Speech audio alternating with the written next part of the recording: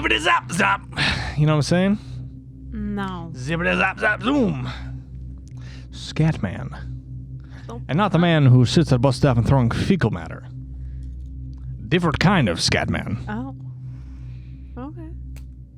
Yes. Oh, hey. What's up?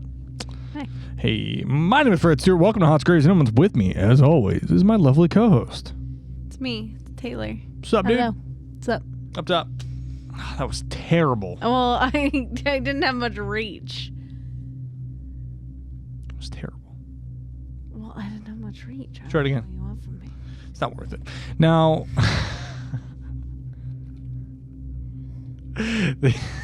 Okay. I'll just go fuck myself. Thanks. Rude. What the fuck? That's awesome. Anyway, sorry, took myself out of my own bit. Oh, it's so funny. But yeah, welcome to Hot Graves and Omens. Episode 150 is coming up soon. That's crazy. It is crazy. I have something in mind and something kind of in the works. We'll see what happens. I also have something really cool in the works. Can't really, going to dive into too much detail right now, but potentially helping launch a second YouTube channel on top of this one. Oh. And I'll be all about ghosts. Oh, that's cool. So it'll be pretty cool. But yeah, Tay, you got any news stories or anything? No. Okay. Do you? No. Okay. I'll just go fuck myself. Listen. Mm-hmm. I got the story. That's Yeah, let's dive into the story a little bit. Do a little recap. yeah. So last week we talked about how the kind of the beginnings of the Roanoke Colony, how they got there, what happened on the way there, How all the like where they're like, oh, we'll bring more stuff, just kept getting pushed back. Yeah, kept getting pushed back. There was that. There was the untold amount of murder that was involved. Yeah. Murder. A lot of murder. Yeah, the English were really good at that. Yeah, they were killing a lot of people for no reason. Doing a lot of really nasty things. Yeah. And at the end of last week's episode, we talked about how they had finally returned back to Roanoke, and they're like, hey, we brought stuff. Yeah. We got stuff now, guys.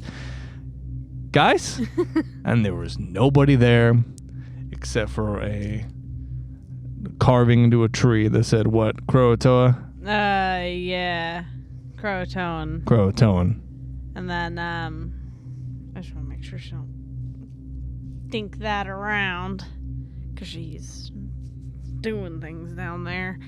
And then we also talked about, kind of where we left off was that they went in the palisade and all the houses were dismantled. Anything that could be carried had been removed. They dug up the trunks, several of which had belonged to the person who'd come back. Mm-hmm. Was like, hey, we got stuff. His stuff was gone. I put a ham sandwich in that trunk 3 years ago, and I'm waiting on it. Comes back and he's like, who the fuck? Letting it ferment. Not like a nice fermented ham sandwich. You know? That's what I brought for lunch. It's like eating concrete. Delicious. It's good for you. Healthy. Natural. I don't know about that. Prove me wrong. Don't eat concrete. Probably don't eat concrete. Definitely don't. Definitely don't. Well, Tay, you're going to dive into the back half of the Roanoke Lost Colony story. Yep. So let's get into it. So, we left off where everything had been dismantled and they found none of the colony boats along the shore. The party who had come back returned to Hopewell that evening, and the plans were made to return to Croatoan the following day. However, Hopewell's anchor cable snapped, leaving the ship with only one working cable and anchor. Nothing is going very well at all. The search mission could not continue given the considerable risk of shipwreck. Moonlight set off for England, but the crew of Hopewell offered a compromise with White in which they would spend the winter in the Caribbean and return to the Outer Banks in the spring of 1591. This plan fell through, though, when Hopewell was blown off course, forcing them to stop for supplies in the Azores. When winds prevented landfall there, the ship was again forced to change course for England, arriving on October 24th of 1590. So, nothing's going good. Nothing's really working. Well, nothing's really been going good this entire time. Exactly. So, like, nothing's going great. That's par for the course when you go to a place and start killing everybody immediately. Yeah. You know. Yeah. Things aren't going to go really well for you. No, I guess not. Now, whether or not you believe in karma, this is a good testament to the case. Right. Of them coming in and be like, you guys have been nothing but kind and friendly to me and my people, and I'm very thankful for that. it's like, why? To be fair. Like, close. To be fair, like, I mean, no one is, I mean, like, it started off friendly, and then the colonists were like, we're just going to keep taking everything you got. Yeah, what if we just take it? What if we just keep taking and giving you nothing in return?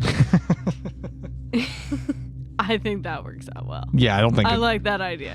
I don't think it's going to work out well. Can't hurt to try, right?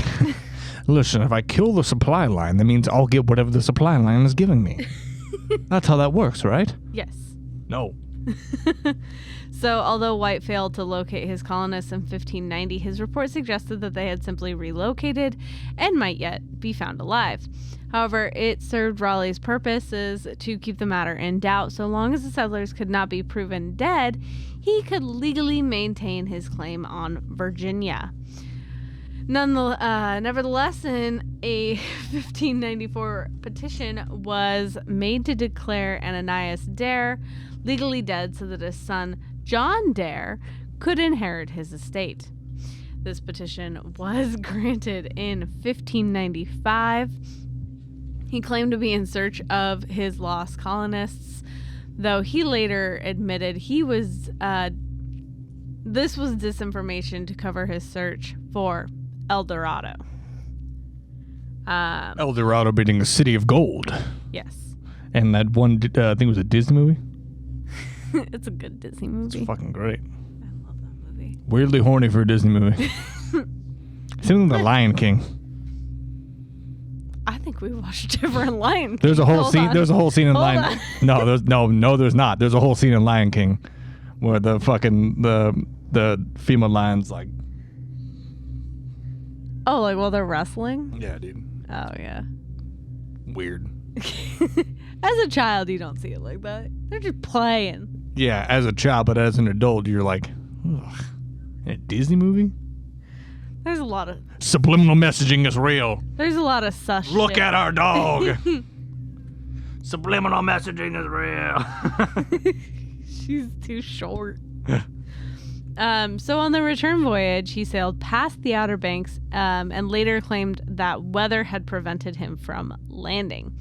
Raleigh later sought to enforce his monopoly on Virginia based on the potential survival of the Roanoke colonists when the price of sassafras skyrocketed. Excuse me. I would like my earbuds. Thanks, friend. So he funded a 1602 mission to the Outer Banks with the stated goal of resuming the search. Mind you, it's now been 12 years since the last time they tried to go visit. They're just like, they're probably fine. There is no way they're gonna listen. They're probably still hanging out. I think maybe we just caught them on a day they were on vacation. You know. Yeah, I mean, who would want to stay in Virginia? Not me. Virginia is for lovers? Yeah. What kind of lovers? You know what I'm saying? Doesn't have the same ring as Ohio. No. I can't make this on my own. Because my heart is in Virginia? Gross. No, doesn't work the same. Doesn't work the same at all.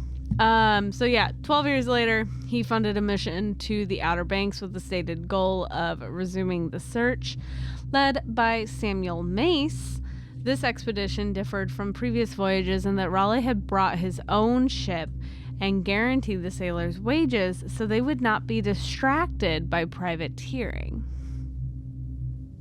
However, the ship's itinerary and manifest indicated that Raleigh's top priority was harvesting sassafras far south of Croatoan Island because the price of sassafras had skyrocketed. So he was like, listen, we're gonna go, but we gotta make a stop first so I can make some money.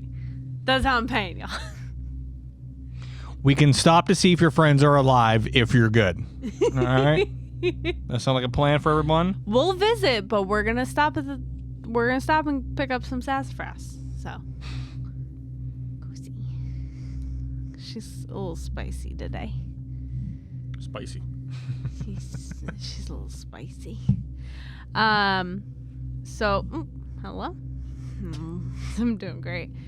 So by the time Mace approached Hatteras, bad weather prevented them from lingering in the area. And in 1603, Raleigh was implicated in the main plot and arrested for treason against King James, which effectively ended his Virginia charter, which the main plot was an alleged conspiracy to remove King James from the English throne and replace him with his cousin, Lady Arbella Stuart. And you can probably guess what happened. Things did not end very well with the main plot. Not a good option. So in 1603, there was one final expedition led by Bartholomew Gilbert with the intention of finding the Roanoke colonists. Their intended destination was Chesapeake Bay. But again, bad weather forced them to land in an unspecified location near there. Dear East Coast, are you okay? No, they're not. Yeah. I've met some people from the East Coast, and let me tell you, none of them are okay. Mentally, physically, emotionally. Oh. I would zoom in again, but it only zooms in twice. I would like to visit the East Coast. Great. How does that make you feel? I don't care. It doesn't. Do you want to go with me? What the fuck? To the East Coast? I guess. What a weird thing to bring up randomly. Well, because you were talking about the East Coast. Yeah, just saying how they're like, well, it's not the Midwest. Or like the Deep South. So yeah, sure. Sounds good. Or God forbid, the UK. Ugh. Remember, all these people are from the United Kingdom. Look what happened to them. Think we should go over there? Absolutely not. No, it's probably not a great idea. I'm just kidding, kind of. Hey. So, the landing team, including Bartholomew Gilbert himself, they landed, and guess what happened? They live happily ever after? No, they're killed by a group of Native Americans. What? On July 29th. Damn. They're like, what did we do? And they're like, everything. You stole from us, you fucking burned down villages, you killed a bunch of people, and they're like... It says that it was for unknown reasons. I think we know the reasons. Like, take up like a parking spot, or like what? What do you mean, unknown reasons? I can fucking guess. They stole like the dock spot when they came in. Yeah. They were like, oh. The English came in, built an entire dock, and then parked, like double wide parked on it. Yeah. Yeah. I think that's definitely what happened. So the remaining crew were forced to, unsurprisingly, return back to England empty-handed. And then, following the establishment of Jamestown in 1607, John Smith, we all know John Smith, was captured, and they describe the Native Americans described to him a place called Honan, where men wore European-style clothing and featured walled houses. Later, after Smith returned to the colony, he made some arrangements to investigate Panawick, which was another place reportedly inhabited by men in European dress. The colony produced a crude map of the region with labels for these villages. This map featured a place called, I'm gonna totally fucking butcher this, Pakrakanik.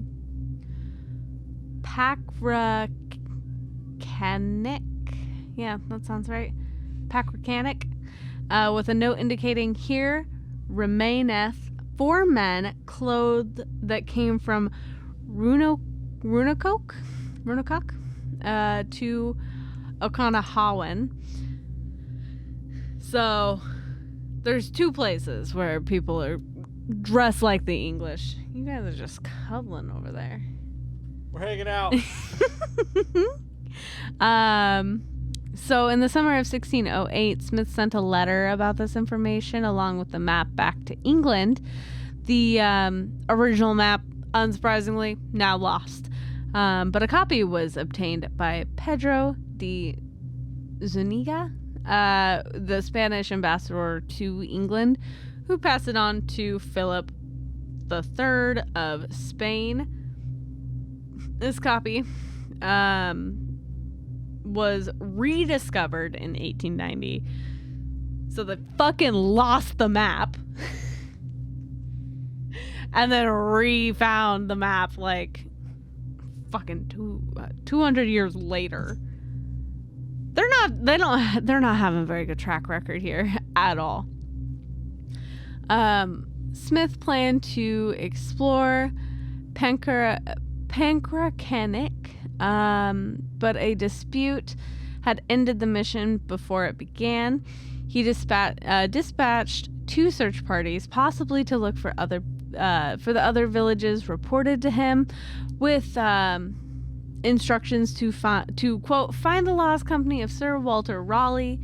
Neither group, however, could find any sign of the Roanoke colonists living in the area.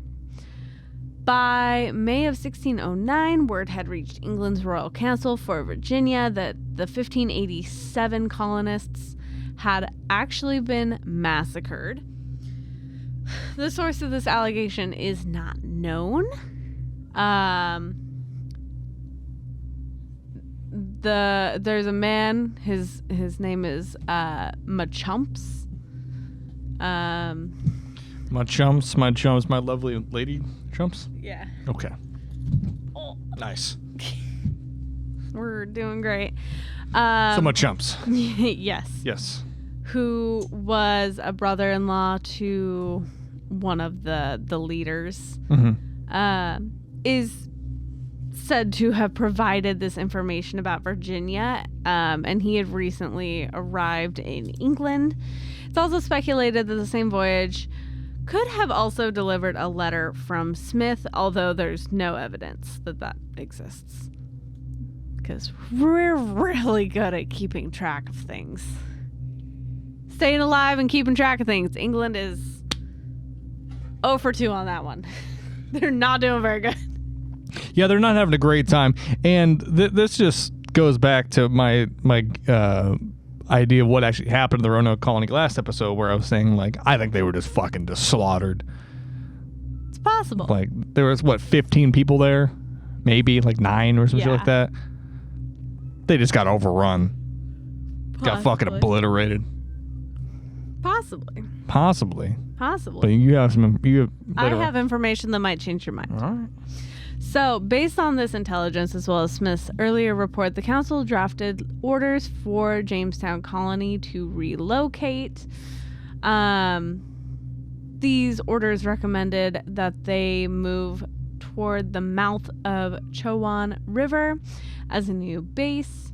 Among the purported advantages of this location were the proximity to rich copper mines, and then also near where 4 of Raleigh's colonists were supposed to be held by a chieftain. So these orders, along with a new acting governor, Thomas Gates, were delayed. Of course they were. These orders, unsurprisingly, delayed due to a shipwreck of the Sea Venture at Bermuda.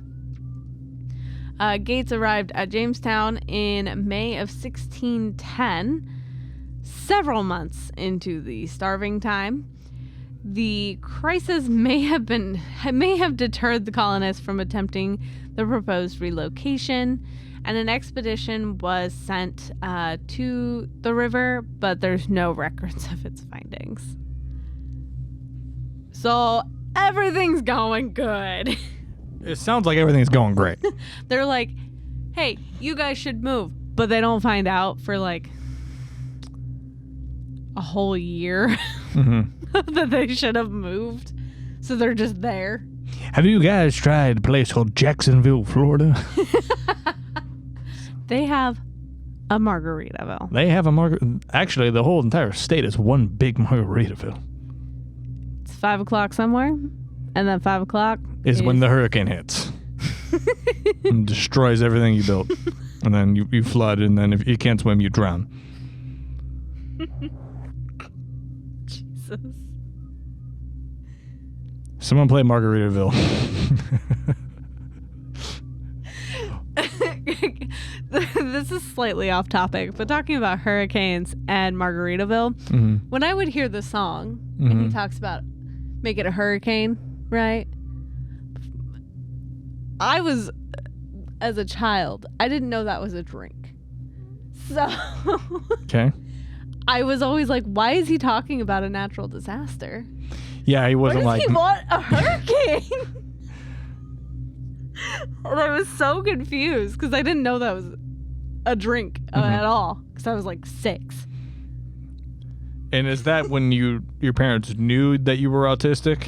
They never knew. That's incredibly valid. No one ever told me it was a drink, so I was like, what the fuck does he want a fucking hurricane so bad? Bring me a hurricane. You just thought this lighthearted kind of like fun song was about, and then like randomly in the song he was like, bring me a natural disaster unlike anything that's ever been seen. I was so confused.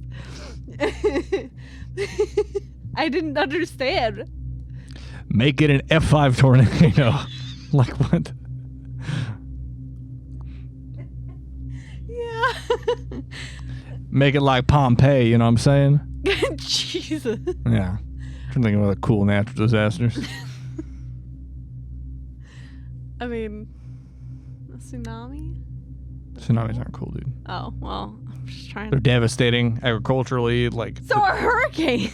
Agriculturally, they're devastating to the people who live there. So are tornadoes. They're just... Taylor, gotta knock this off, dude. You're the one who said... Dude, someone's gonna send us a hurricane in a box, dude. And I'm not opening it. All right? Okay? It's not happening. You might open it. Not on... I would take a little peek. Yeah, I would take a little peek to see, just to see if there was, in fact, like I said, like warning, do not open hurricane inside. Yeah. You'd be like, is there actually a hurricane inside? Oh, dude, I'll take a look, dude. You know? I know you. I know curiosity would get the better of you. Yeah, curiosity killed the cat, and that's what I call my car, is the Curiosity. Yeah. 15 cats.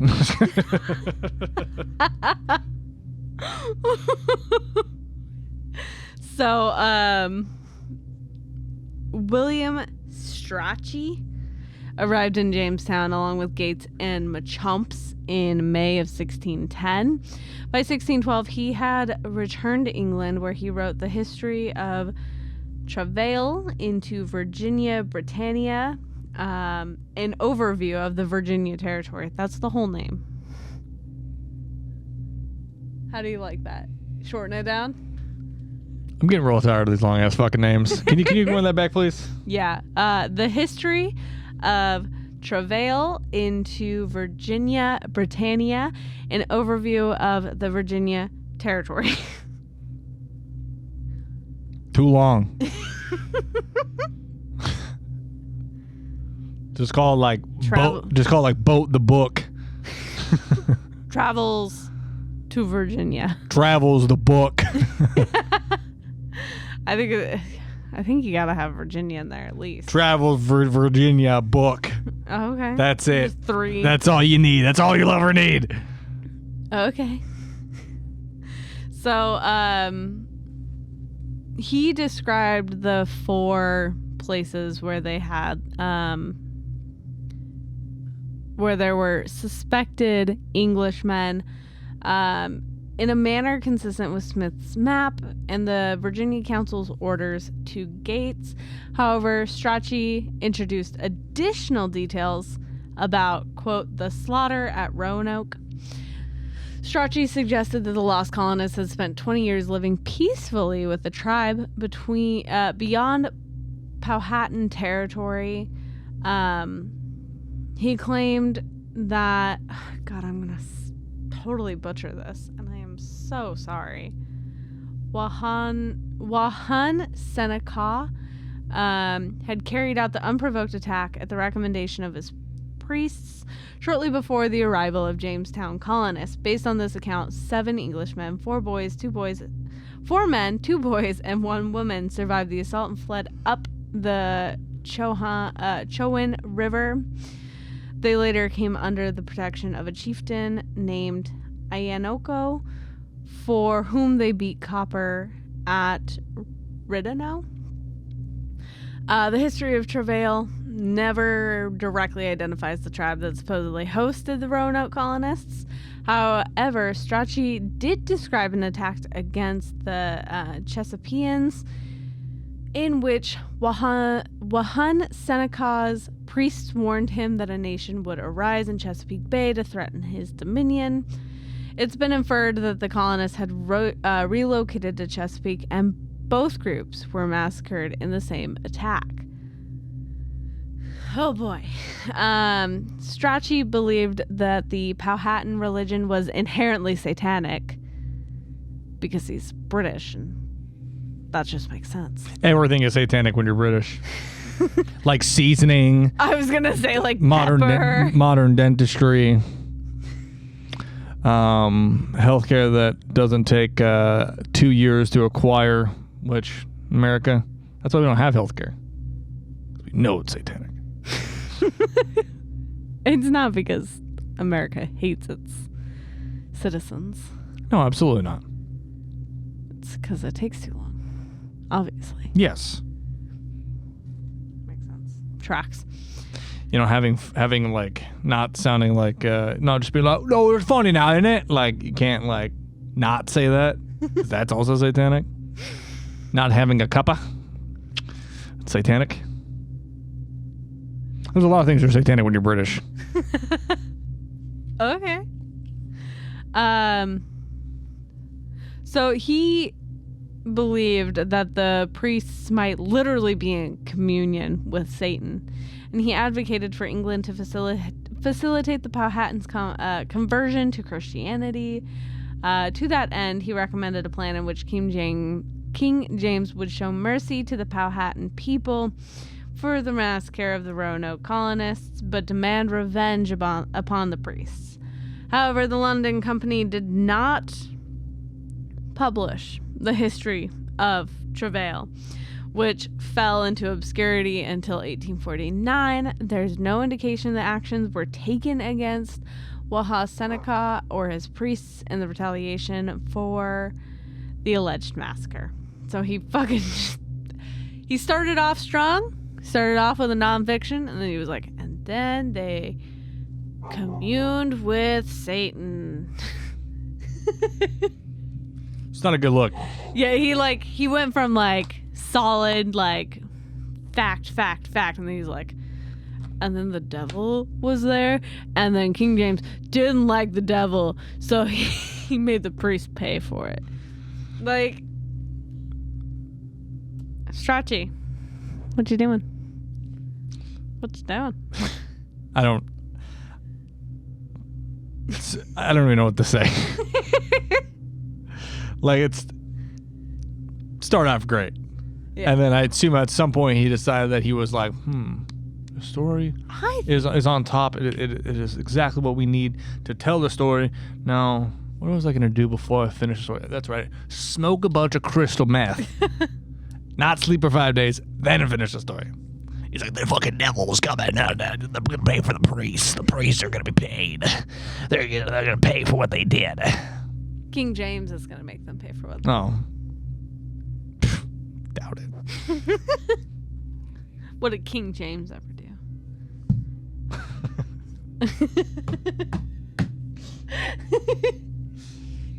What did King James ever do? It's fine. I can't be murdered by him, so it's fine. I can make fun of him all I fucking want. Yeah, but if there's a podcast in the UK, you wouldn't be able to do that. It's true. Arrest people for internet crimes, dude, for like saying things online. Mainly it's like terrorist stuff. We do that here too. We don't say terrorist stuff. No. Time out. People get arrested for Oh yeah. Well, that's different. Crimes. Yeah. The same thing that happens there happens here. I don't know, dude. Just saying, dude. Like, if I went on like British Twitter and I was like, I think T is dumb, dude. They might send a fucking hit squad to the house. I don't think that they would. It's coming in the middle of the night, just shove a bunch of like tea in my mouth and like fucking suffocate me. They got no shirts on. Huh? I too also don't have a shirt on. I was gonna say taking tea bag to a whole nother level, but You know what I'm saying? You just came at me so hot. What? You didn't fucking send me. I wasn't expecting you to just, huh? God. Okay. So, after the Powhatan attacked Jamestown in 1622, there was a dramatic shift in English commentary on Native Americans as writers increasingly questioned their humanity. The London Company sponsored propaganda arguing that the massacre had justified genocidal retaliation in order to assure potential backfire, that their investment in the colony would be safe. In this context, Samuel Purchas wrote Virginia's Verger in 1625, asserting England's right to possess and exploit its North American claim. He argued that the natives, as a race, had forfeited their right to the land through bloodshed. That's not how that works. Also, the English started it. He's like, listen.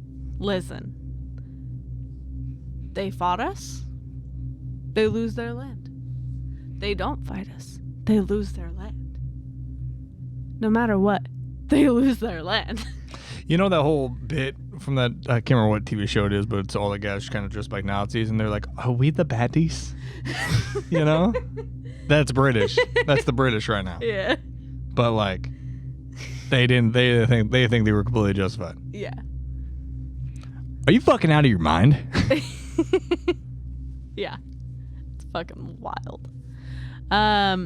So yeah, he says that they forfeited their right to the land through bloodshed, citing the 1586 ambush of Grenville's garrison, which was an alleged attack on whites colonists, and the 1622 Jamestown massacre. Purchas offered no evidence for a claim about the 1587 colony, except to state Powhatan confessed to Captain Smith that he had... Jesus fucking Christ. I hate the way that the English spells during this time, had been at their slaughter and had divers utensils of their own to shoe. I don't know what the fuck that means. I'm pretty sure like none of that is actual English. Like, look how they fucking spell that shit.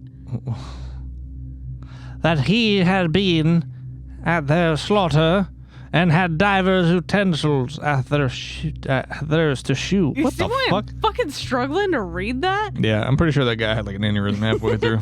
I already can hardly read, and then Shit, I know. I talk to you on a daily basis.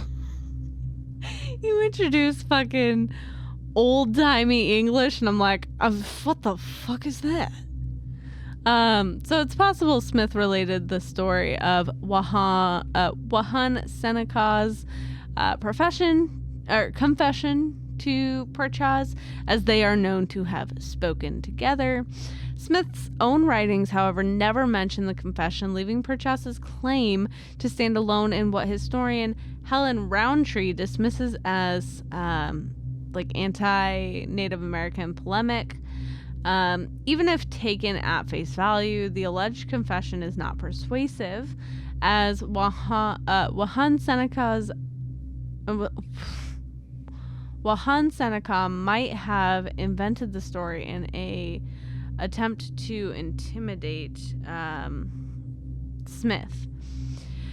The European artifacts allegedly offered as proof of a raid on the Roanoke colonists could easily have just been obtained from other sources. So again, there's just a whole bunch of fucking nothing. So sea traffic through Roanoke Island fell into decline in the 17th century owing to the dangerous waters of the Outer Banks, as we've come to know, considering they can't fucking get anything there. And they keep getting fucking, like, shit broken, or they get lost. It's almost like the waters are not safe. So in 1672, the inlet between Hatteras and the Croton Islands closed, resulting in the landmass that became known as Hatteras Island. During John Lawson's 1701 to 1709 exploration of the Northern Carolina, he visited Hatteras Island and encountered the Hatteras people. Although there is evidence of European activity in the Outer Banks through the 17th century, Lawson was the first historian to investigate the region since White had left in 1590. So, 100 years, a little over 100 years since Europeans had been in the region. And there's evidence of European activity. Well, there was like a fucking Oh boy. Oh boy. Where is this going? I don't know. There was like an F1 track and a. I don't know. I got a bit fell apart. Because I said, oh boy. Yeah. You fucked me up. Made me immediately forget what I was gonna say.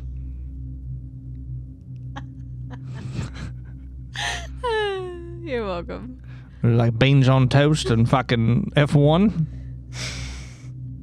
I don't know what it was. I don't know what the European activity was. It doesn't say. Football? Cricket? You mean soccer? No. Yes. I'll call it what it is.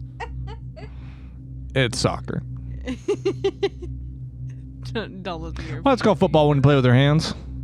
Huh? Why is it called football when we play with our hands? I don't know. And that's what we're gonna fucking find out today, goddammit. Alright? That's what this whole entire episode has been leading up to, is my rant. On why we call football and soccer. I already forgot. What the rant's about. Okay. What happened next?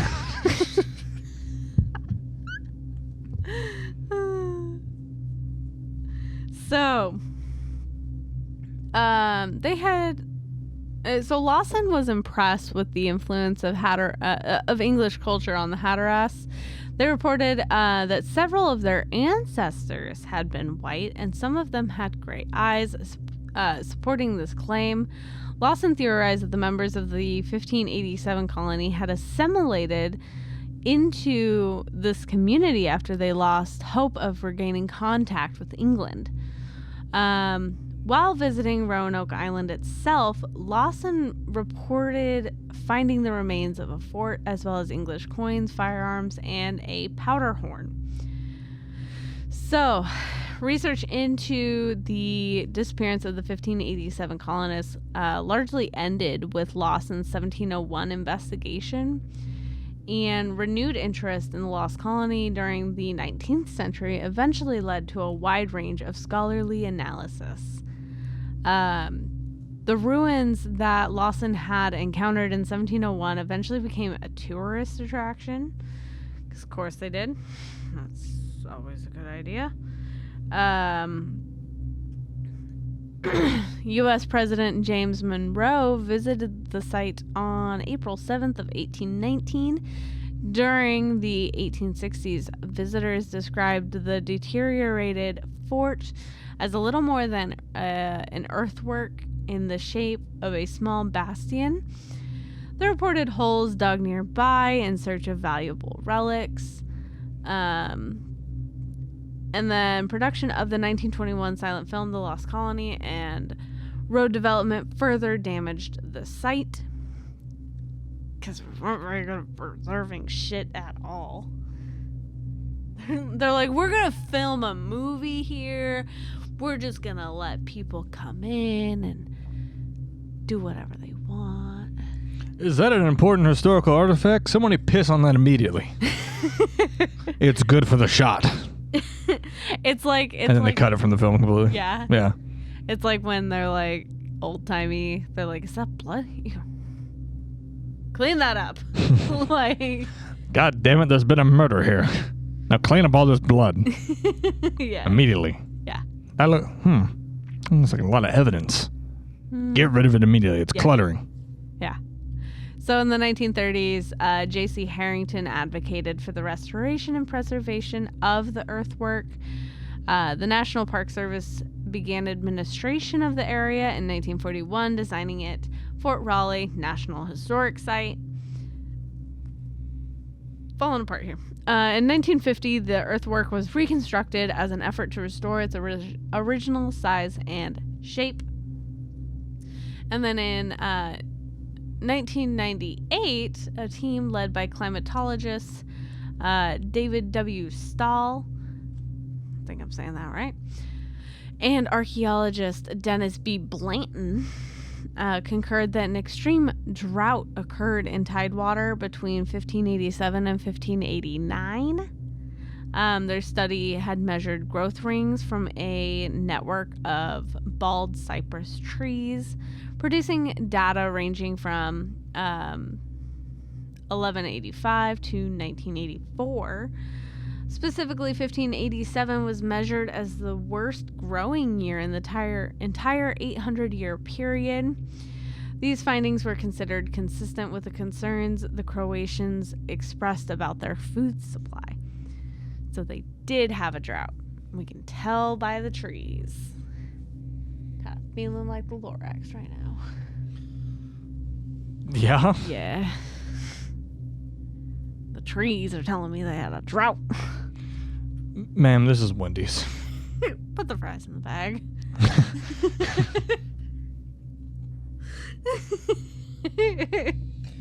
The trees are telling me there's a drought. And they're like, okay, can I get the 5 for $5 biggie bag? I only want to drink with that because the trees certainly do. Can I get a lemonade?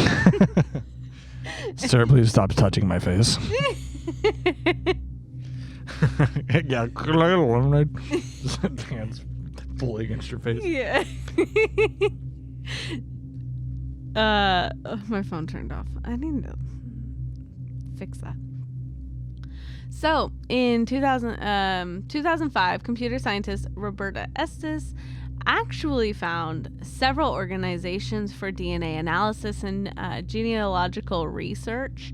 Her interest in the disappearance of the 1587 colony motivated various projects to establish a genetic link between the colonists and potential Native American descendants. Examining autosomal DNA for this purpose is kind of unreliable, as so little of the colonists' genetic material would remain after 5 or 6 generations. However, testing the Y chromosomes and mitochondrial DNA is more reliable over large spans of time.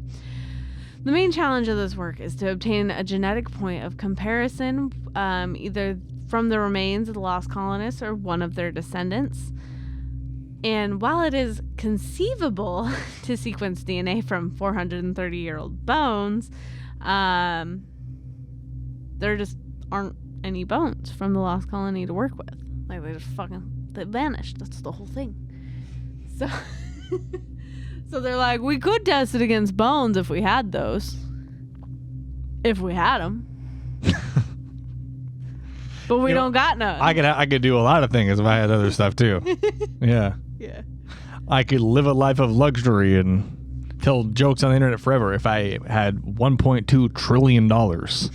If I had it. It's very much the same energy. Like, this would have put my trophy. If I had one. Yeah. So, archaeological research on Roanoke only began when Talcott Williams discovered a Native American burial site in 1887. So he had returned in 1895 to excavate the fort, but had found nothing of significance. Ivor Noel Hume would later make several compelling finds in the 1990s, but none could be positively linked to the 1587 colony, as opposed to the 1585 outpost. However, after Hurricane Emily uncovered a number of Native American artifacts along Cape Creek in Buxton, North Carolina, anthropologist David Sutton Phelps Jr. had actually organized the excavation in 1995. Phelps and his team discovered a ring in 1998, which initially appeared to be a gold signet ring bearing the heraldry of a Kendall family in the 16th century. The find was celebrated as a landmark discovery, but Phelps never published a paper on his findings and neglected to have the ring properly tested. X-ray analysis in 2017 proved that the ring was brass, not gold, and the experts could not confirm the alleged connection to the Kendall heraldry. The low value and relative anonymity of the ring make it pretty difficult to actually say that it's from a particular person in the Roanoke voyages, which kind of increases the likelihood that it actually was brought to the New World at a later time. It just was, for whatever reason, in the area. So they're finding a whole lot of fucking nothing. Great. They're like, here's a ring, but also I'm not going to do anything with the ring. Do you think we could chew on it? You think it's edible? I think it's an American that found the ring. Do you think it's edible?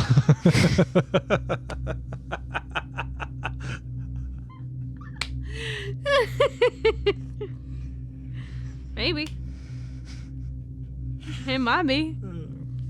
Do you think I can consume this ring at a just incredible pace? One bite at a time? At a time? Yeah, I gotta break it up into sections. I can't eat the whole ring. That's bad for you. I'm trying to watch my figure. I would hope you would eat it one bite at a time instead of like 5 bites at a time. Isn't it just chewing at that point? I'm saying that's it. But you're describing as chewing. Yeah. So you're saying you hope they don't chew on the mysterious ring they found? Yeah. If you're gonna eat the ring, you might as well just pop it back. It's a weird hill to die on, but all right. Let's continue. I got a lot of those weird hills to die on. So a significant challenge for archaeologists seeking information about the 1587 colonists is that many of common artifacts could plausibly originate from the 1585 colony or from Native Americans who traded with other European settlements in the same era. Andrew Lawler suggests that an example of a conclusive find would be female remains buried in accordance to like Christian tradition, which can be dated to before 1650. However, few human remains of any kind have been discovered at sites related to the lost colony. So I don't know why he specifies female remains, because like the whole colony was exclusively male. So I don't understand why he thinks that, personally. I don't know. It's kind of weird. So there's kind of just a lot of things where they're just like, listen, if we had this, we could definitively say, but they don't. They're like, hey, this ring could be that, but instead it's probably not. What the fuck are you guys going on? This ring could be a tiny little hat, but it's not because it's a ring. That'd be stupid. So basically, because it is so far from the time that the lost colony happened, they don't really know much of fucking anything. And they can't really know much of anything. I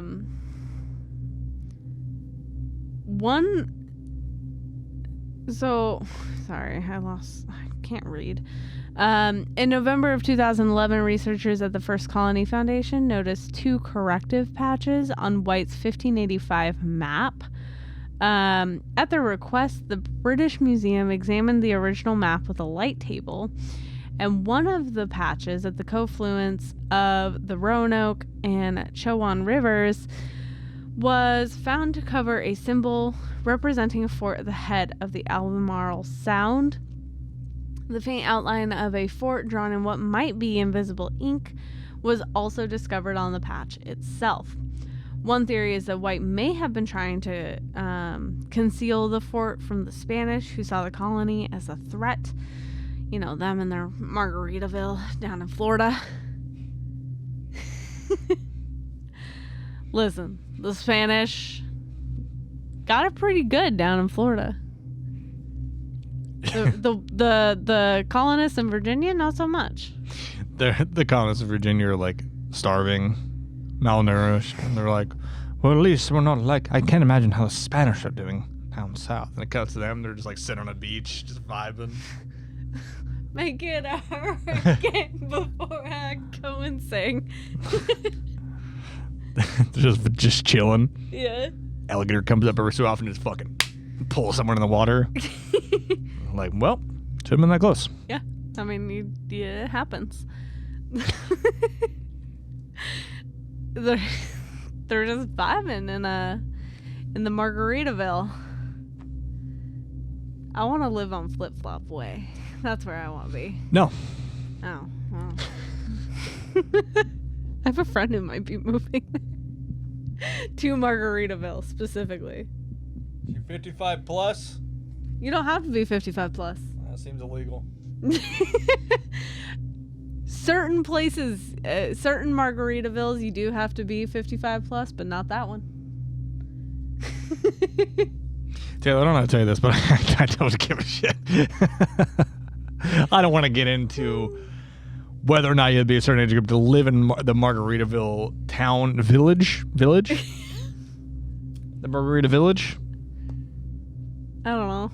It's It's like how Disney has their own homes. So whatever you would call the Disney house. Hell? But more fun. You don't pay your rent and like 2 a.m. you hear the you fucking open it and it's just a mouse and he's like, you got my money?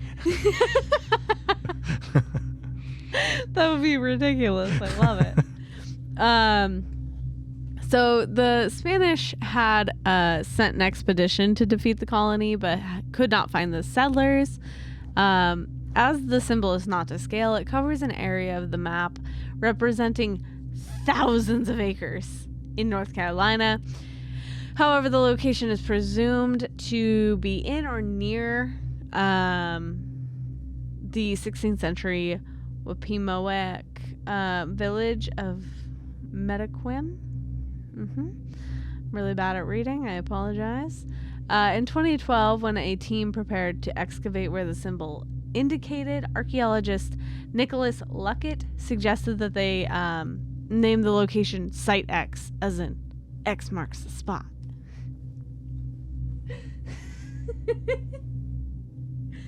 It's a pretty bad joke.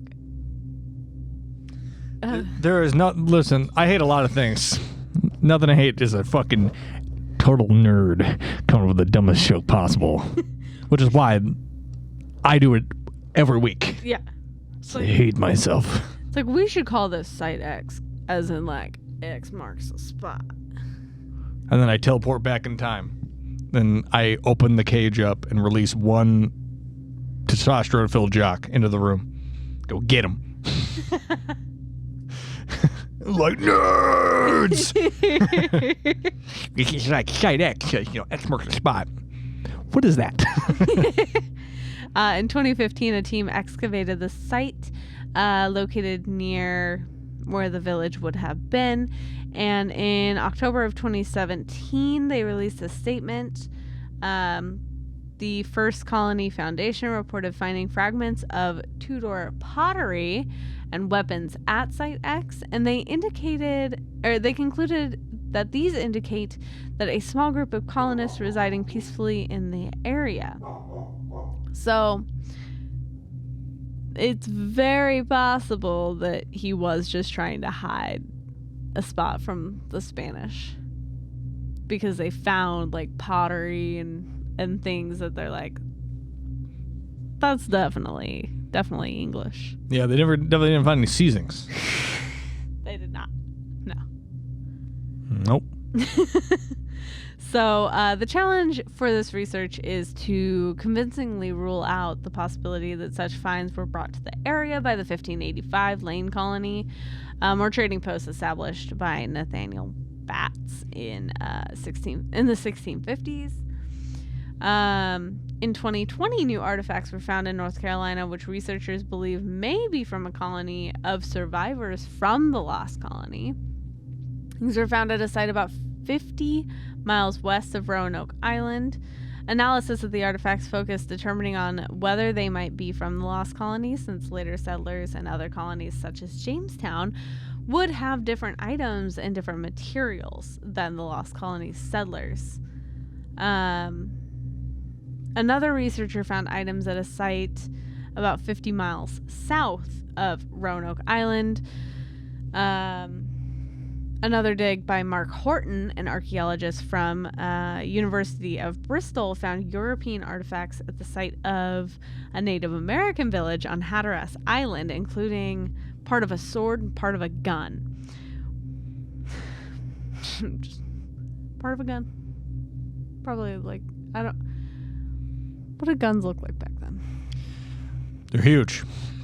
Probably a black powder rifle, if I had to assume. Okay. Some sort of musket-like rifle. So probably like the wood pieces of one. With maybe the barrel section. Yeah, I don't know. Just as part of a gun. This may be conclusive proof that the settlers did actually just assimilate with local Native Americans. Without evidence... I just saw someone describes it as the Area 51 of colonial history. I don't think anybody says that. Adrian Masters, who's a historian at the University of Texas, does. Nerds. It's Area 51 of colonial history. No, it's not. Could be. It's not. It is. It's not. But it is. I'm calling the football team. Come.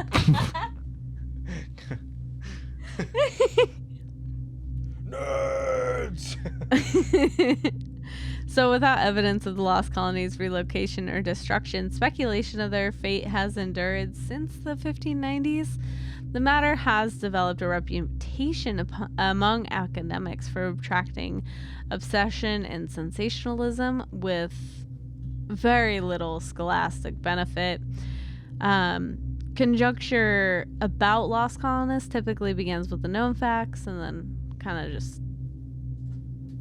devolves from there. But when White returned to the colony in 1590, there was zero signs of battle or withdrawal under distress, even though the site was fortified. There were no human remains or graves, suggesting that everyone was alive when they left. Plus, Croatoan being carved into the wood. There's a lot that does not lead to them being slaughtered there. Yeah. I know you. Do you think? So you think that they were they left and they got slaughtered? I think that some of them, most of them got fucking just, they got smoked. And then the survivors were like, get the fuck out of here, dude. This place is a huge bummer. Just left. So, a lot of historians today believe that the colonists just assimilated with some of the tribes that were around. And actually, where even is it? What is it? There was recent enough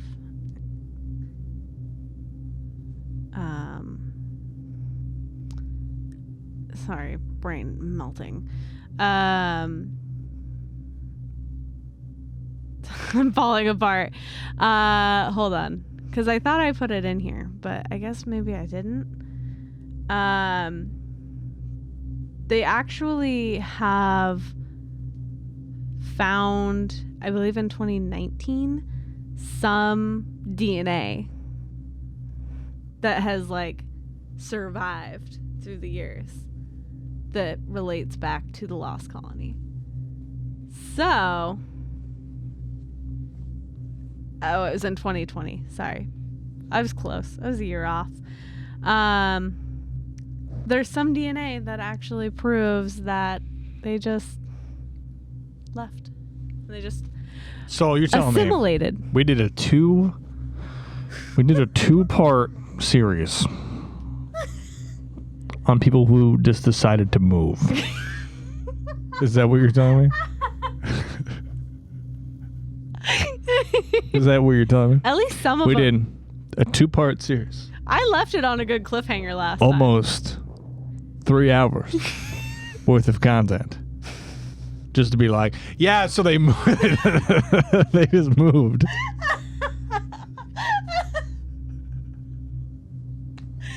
Basically. Okay. But that's still it is a very weird thing. Yes. That there was nothing that indicated that yeah, it said Croatoan. Well, they didn't leave a fucking forwarding address. Yeah. Well, okay, so the tree said Croatoan, but they never got confirmation on that. And they also because yeah, they could have been oh, we're gonna go live with the Croatoans, and then never made it, and got fucking by the Spaniards or another a large bird. Yeah. A large bird is also an option. A Wendigo. It's on vacation. I was going to say, it's not quite close. He's on vacation. I don't know where the Appalachian Mountains start and end. They start in the Appalachia area. I don't know where that is. Somewhere. Somewhere in the States. Yes, that's correct. But at least some of them made it to a tribe, and the tribe did not immediately kill them. Lucky them.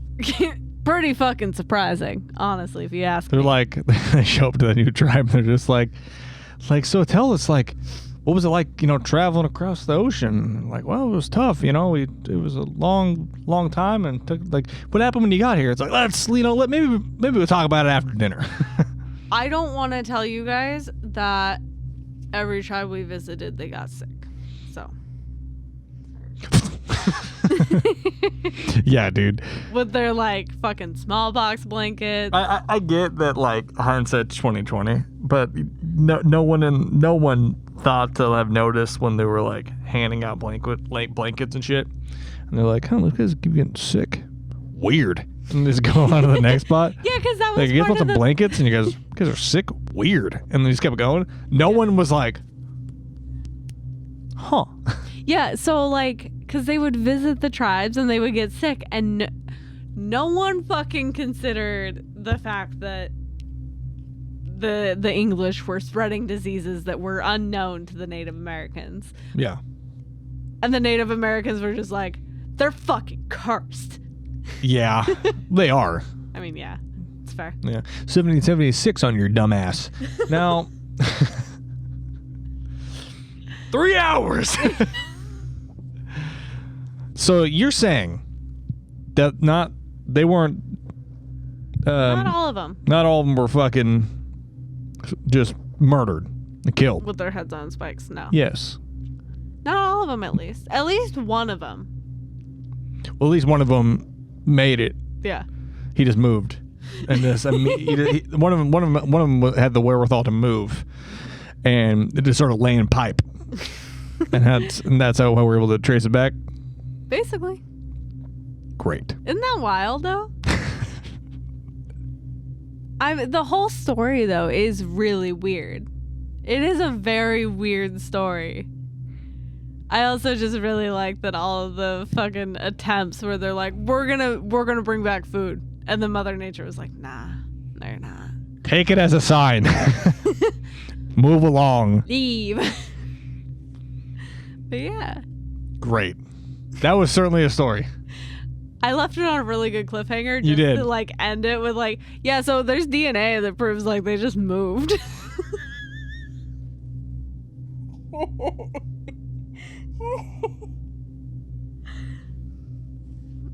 I had you. Had your attention. I thought you were gonna say something cool that like they were like sacrifice to the sun god or something like something cool. He just moved? That's it? Basically. Great. You can send your hate mail over at HGOPodcast, HGOPodcast@gmail.com. Follow us on Instagram, HGOPodcast. Follow us on TikTok, HGOPodcast. I'm working on a Threads account, so I can just have a Threads account and just type things like, they moved? That's it? All caps. That'll be a thing. You want to follow me directly on Instagram? You can. I have a haunted over there. Go check me out. Pass off Tay. Hi, you can follow me at Lunar Thrill on TikTok and Instagram. You can also follow our dog at Spirit the Term. Spirit the Derv. Yeah, that's about all I got. That's all I do. Yeah. I mean, it is very cool that we now have. Well, I mean, just 4 years ago, we didn't have this information of what happened to this colony that just seemingly, to everybody, just gone. I didn't recognize that very well. My hand got stuck as I was snapping. Sure, it's falling apart. Well, so one finger has a cut on it. So. Dude, I don't care.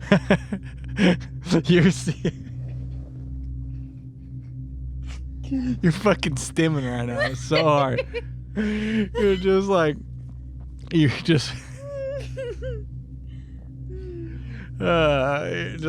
yeah, so I cut my finger. It's like, dude, they moved. Jesus Christ. If you ever want to know what it's like to deal with Taylor on a daily basis, it's that. We're talking about Roanoke. And she's like, yeah, cut my finger today. Well, no, I was I had a train of Synchronized snap. 3, 2, 1, go. See? My finger hurts now. I have some stuff I'm working on. I'm going to do some collabs with some other pods. I don't know when, but soon you'll see it. It's going to be really cool. I got some really cool shit. When that's up, I'll let y'all know. It's going to be really fun. I'll let y'all know about the ghost hunting thing. It's also going to be really fun.